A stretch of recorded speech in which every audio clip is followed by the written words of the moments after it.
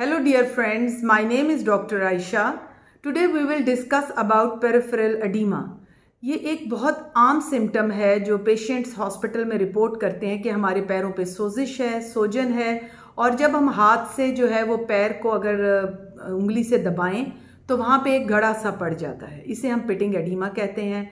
Peripheral edema के आज मैं आप लोगों को कुछ कॉजेज़ बताऊंगी कि आप लोगों को पता हो कि पैरों की सोजिश की क्या वजूहात हैं। First of all heart disease हैं, राइट वेंट्रिकल फेलियर्स हैं, कार्डियोमायोपैथीज़ हैं, इवन कंस्ट्रिक्टिव पेरिकार्डाइटिस भी इसमें शामिल है। इसके अलावा वेन्स जो हैं टूवर्ड्स लेग्स जो हैं, अगर उसमें ब्लॉकेज है लेग्स की तो वो भी पेरिफेरल एडीमा दे सकती हैं।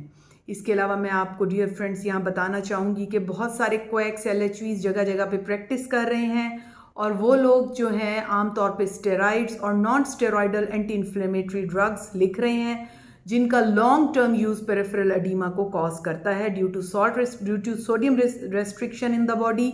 और वो जो सोडियम रेस्ट्रिक्शन है वो अपनी तरफ फ्लूइड्स को जमा करती है और वो फिर पेरिफेरल एडीमा कॉज करते हैं। Non steroidal anti inflammatory drugs में ब्रोफेन और डाइक्लोरेन शामिल है। इनका लॉन्ग टर्म यूज़ बहुत ख़तरनाक है, आप डॉक्टर की एडवाइस के बगैर इनको लॉन्ग टर्म ना लें। ये पेन किलर्स हैं, आमतौर पे लोग सर दर्द, जिस्म में दर्द, टांगों में दर्द, पेट दर्द के लिए इसको इस्तेमाल करते चले जाते हैं लॉन्ग टर्म यूज़, और फिर इसके जो है साइड इफ़ेक्ट्स वो पेरिफेरल एडीमा की सूरत में सामने आने लगते हैं। इसके अलावा कुछ ड्रग्स हैं जिसमें ब्लड प्रेशर को कम करने वाली दवाइयाँ हैं, वो भी पेरिफेरल एडीमा कॉज करती हैं। इनमें अम्लोडिपिन, नेफेडिपिन ग्रुप शामिल है, यानी कैल्शियम चैनल ब्लॉकर्स जो हैं वो भी पेरिफेरल एडीमा को कॉज करते हैं।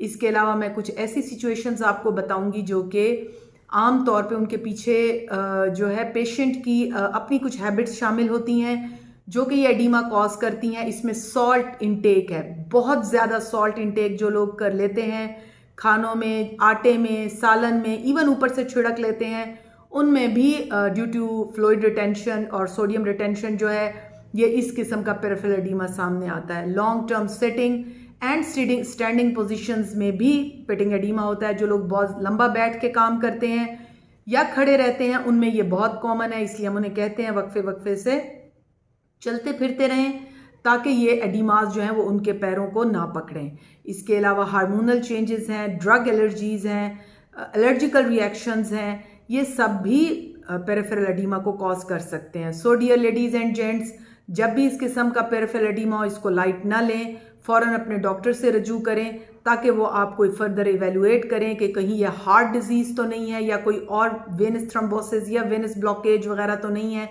जो आपको पेरिफेरल एडीमा कॉज कर रही हैं। Thank you very much. Stay blessed, stay safe. अल्लाह हाफिज़।